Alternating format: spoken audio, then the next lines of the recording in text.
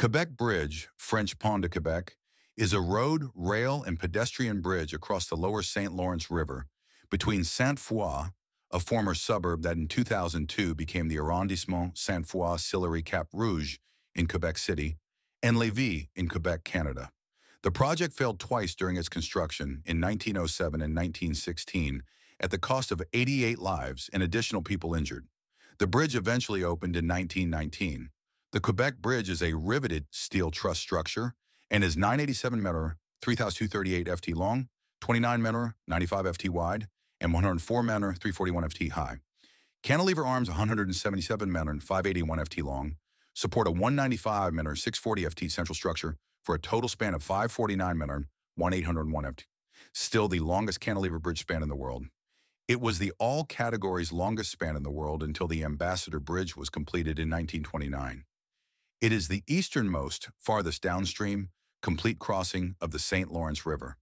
The bridge accommodates 3 highway lanes. There were none until 1929 when one was added. Another was added in 1949 and a third in 1993.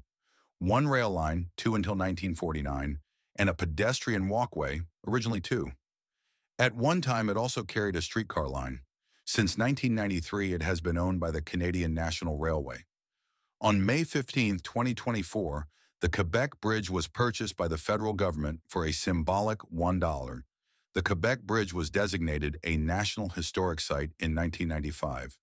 Before the Quebec Bridge was built, the only way to travel from the south shore of the St. Lawrence in Lévis to the north shore at Quebec City was to take a ferry or to use the wintertime ice bridge.